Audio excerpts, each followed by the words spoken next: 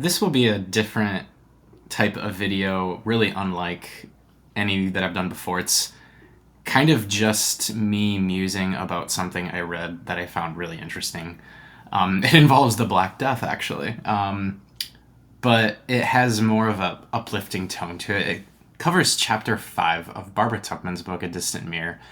The chapter is actually called This is the End of the World, the Black Death, because I think she is able to draw some parallels into historically some kind of terrifying stuff and how it really changed a lot in history. So this is just my thoughts, my musings. I'm not, you know, targeting a specific lesson. It's just my thoughts. So she starts it off with this story. Sailors from Crimea had arrived in Sicily with dying men. So they had traveled, was now Crimea, through the Mediterranean. They land in Sicily, and this is kind of like her beginning to it book. It says, in October of 1347, 2 months after the fall of Calais, Genoese trading ships, I always struggle with that word, put into the harbor of Messina in Sicily with dead and dying men at the oars. And they started to exhibit some really scary symptoms. This was a Welsh description of the symptoms of what became known as the Black Death. It said, "Death coming into our midst, black smoke, a plague which cuts off the young's rootless phantom, which has no mercy. Woe is me, the shilling in the armpit," I think is where they would develop some kind of sore. It's seething, terrible, and it's really awful to think about. And the origins of the disease are mysterious. It likely originated somewhere in Central Asia. A lot of historians have picked Kyrgyzstan as being its origins. And it was kind of wild. It's difficult to describe it as one singular event because I just pulled this from online, but as you can see, it affected most of the known world despite sub-Saharan Africa. The known world. It says, in a given area, the plague accomplished its kills within 4 to 6 months and then faded, except in larger cities where, rotting into the closer quartered population, it abated during the winter, only to reappear in the spring and rage for 6 months. So it wasn't one singular event. It would occur frequently throughout populated areas in Europe. The casualty rates range from 1 to 5 to 9 and 10 in some places, the severity of the plague, as we can see. She's really only covering it from the European perspective, but it decimated some cities. How many people eventually died? That's what my students always want to know. It's difficult to say. There's some estimates on the last slide, but it says from India to Iceland, 1/3 of the world died from Frassart. So it was incredibly devastating in certain areas. There's stories she writes about a ship full of people in Norway. They also come to the disease, and then there's a ghost ship that slams into the land. In Franciscan convents in Carcassonne and Marseille in southern France, it would appear in the convent and would kill everybody. I think Siena, Italy, was one of the most hard-struck cities. Half the population, by some estimates, fell to the disease, so 1 in every 2. Tuchman writes about a church that was being planned, a cathedral in Siena that would have been, I think, the largest in the world, but because the population was so struck by the Black Death, they weren't able to finish it. Just really quickly, I drew a couple parallels about humanity, and the pictures are terrifying. It says that, in many cases, its loathsome and deadliness did not herd people together in mutual distress, but only prompted their desire to escape each other. So there wasn't a lot of mutual help. This made me kind of think of the mask wars that were waged during COVID and after COVID. Just this idea of, obviously COVID and the Black Death were very different, but there wasn't the sense of mutual help that I think perhaps sometimes we would think we would come to see. But she also notes too that lawlessness and debauchery accompanied the plague, as they had during the Great Plague of Athens in 430 BC, when, according to Thucydides, men grew bold in the indulgence of pleasure, foreseeing how the rich died in a moment, and those who had nothing immediately inherited their property. They reflected that life and riches were alike transitory, and they resolved to enjoy themselves while they killed. Human behavior is timeless. So 3 different historical events: the plague in Athens, the plague in Europe, the Black Death, and COVID. But like, there's still kind of selfishness, I guess. But she does also talk, for mankind is ever the same, and nothing is lost out of nature, though everything is altered. So is the opening to it, which I think Tuchman is saying throughout the course of this chapter is we're still more alike than we are different, even 600 years ago. And I think she really has some cool examples. But it's important, of course, to note that, despite the plague, there were heroes. This is Chimamanda Ngozi Adichie. I think I say her name maybe almost correctly now, but she wrote on her TED Talk, The Danger of a Single Story, because you can't let images of lawlessness and people only helping themselves speak for the entire chapter. That's not the full story. It says, in Paris, according to the chronicler Jean de Venette, the nuns of the Hotel Dieu, having no fear of death, tended the sick with all sweetness and humility. New nuns repeatedly took the places of those who died, until the majority were many times renewed by death, now rests in peace with Christ, as we may piously believe. So here we have a bunch of nuns who are clearly throwing their own safety, and then she's saying, now we're going to help. This reminded me of Li Wenliang. This was the doctor who started to tell us about the COVID respiratory problem before he passed. No one was immune. This is Alfonso XI of Castile. He was one of the more powerful kings at the time. He succumbed to the disease. And people were trying to understand what was happening. And here's one of the bigger points I hope to make. To the people at large, there could be one explanation: the wrath of God. Planets may satisfy learned doctors, but God was closer to the average man.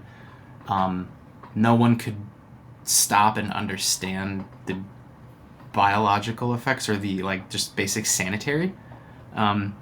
Doctors struggling with the evidence could not break away from the terms of astrology to which they believed all human physiology was subject.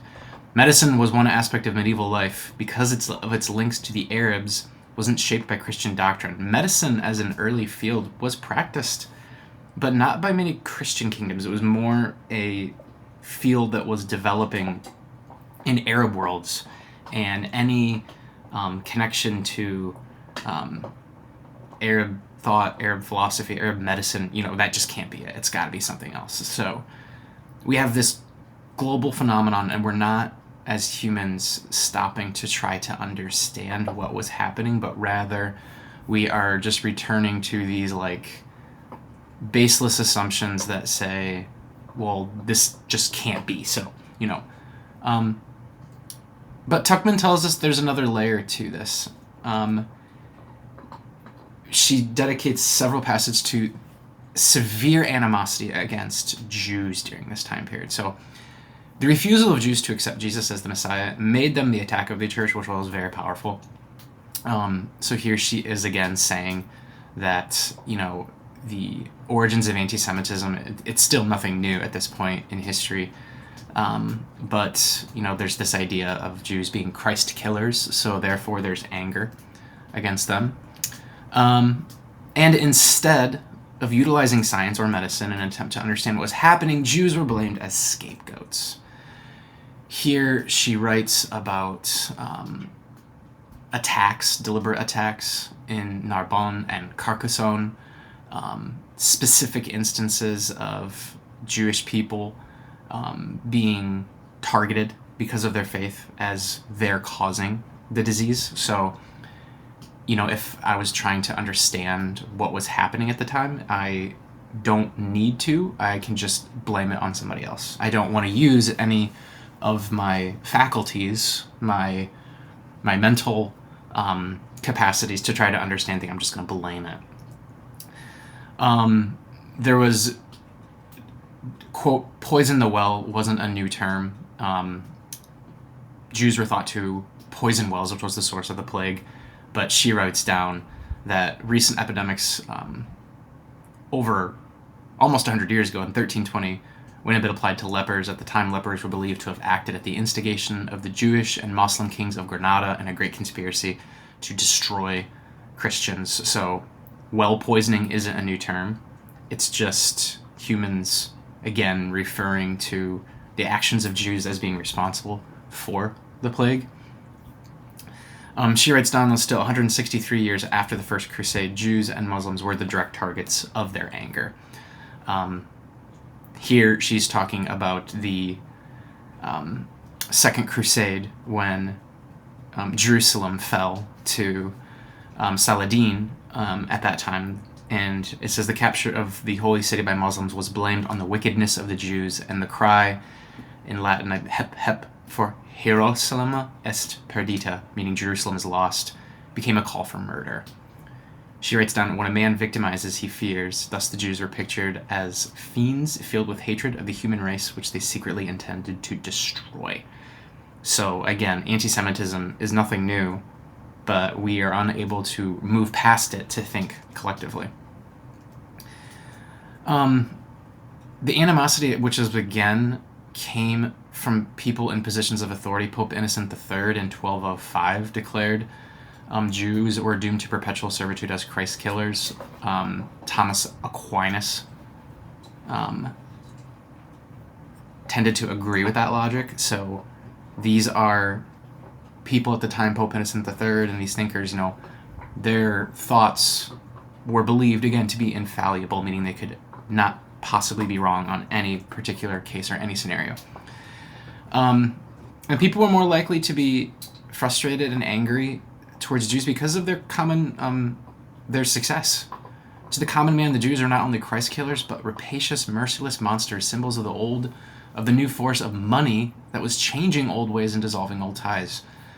Many Jews had begun to understand the market economy which was developing at this time, and borrowing and lending, and many Jews were very successful, so people naturally started to be angry against them.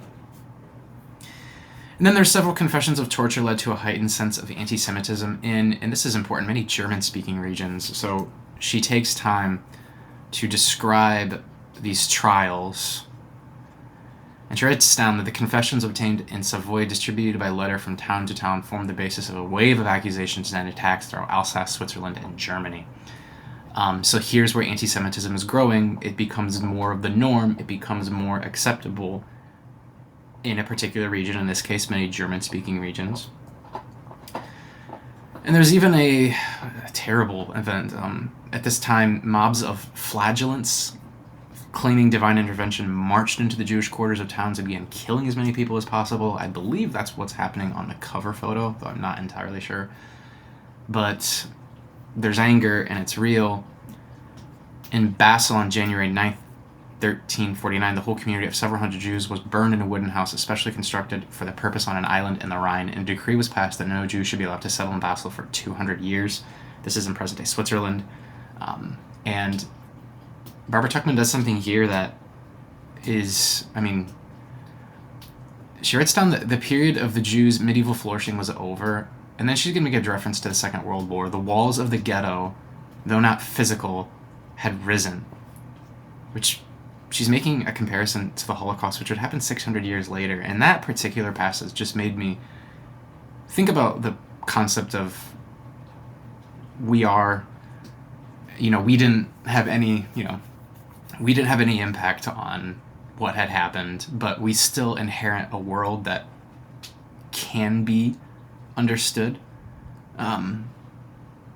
There's this idea, because my students ask me, and it's a difficult question, why was it the Holocaust, why did it happen in Germany? And, it's too simple, it's too complex of a question to try to answer with just a simple YouTube video. I'm just a teacher.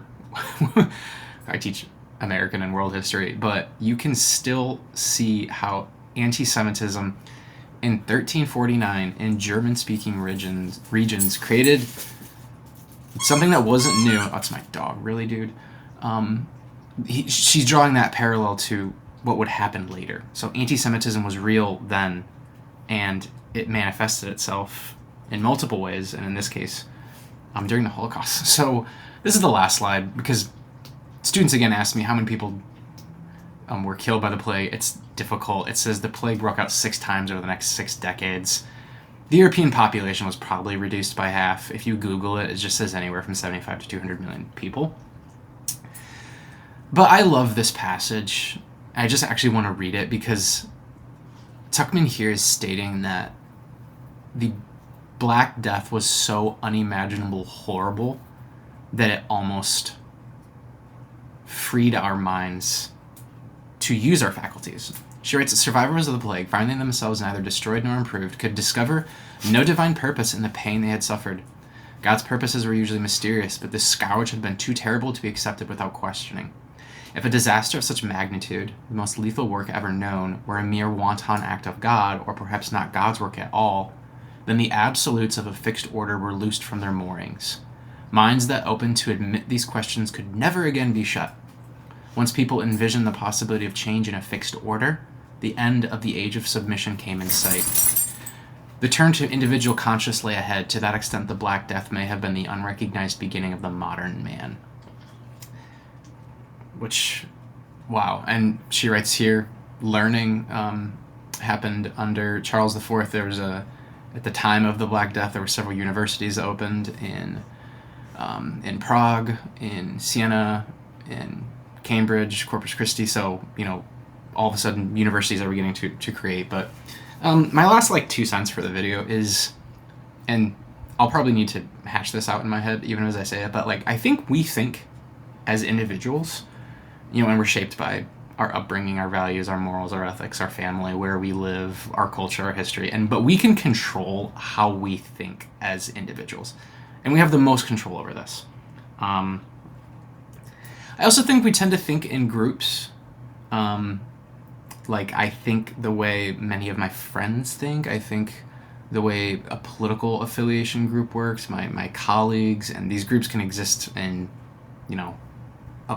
so many different facets. I'm a Cleveland Guardians fan. It's been 75 years since they won, so I tend to think oh man, it's rough being a Guardians fan. And these groups can be smaller, bigger, and then, I think they extend to states, countries, geographical regions. But then finally, I think also, and again, we have less control over this, obviously. And then there's probably a few other layers, but I also tend to think that we think as a world, if that makes sense. There's 8 billion of us or whatever, but we all collectively are shaped by our experiences and tend to think in certain ways. What was acceptable at one point, later on wasn't acceptable, but then would be accepted again. And the collective history informs how we think as individuals and as groups and as a world. So, I think we should want explanations for what happens. And clearly, based on the anti-Semitism slides, it was humans, I think Tuchman would probably argue, collectively couldn't move past historical animosity towards Jews as saying that's the reason for the Black Death. But instead, and this is kind of cool, Galileo, as a devout Christian, he thought that God gave humans the beautiful gift to use inquiry and science to actually learn about the world. And that, the mysteries of, in this case, the Black Death, we have the mental faculties to try to understand them. We can overcome a disease. We can overcome obstacles. Science, I never understood this in school, but science is just the pursuit of the truth and our attempt to understand the truth. And to understand the truth, we have to look at mysteries. And sometimes mysteries are scary because mysteries are different. Mysteries don't have an explanation. But Tuchman is saying here that it was so awful that I think the world began to say, you know what, let's think differently about this. Let's try to understand, and let's try to use our mental faculties to improve or just to get better. So those are just my musings. It's probably been 20 minutes. I don't know. Anyway, that's all.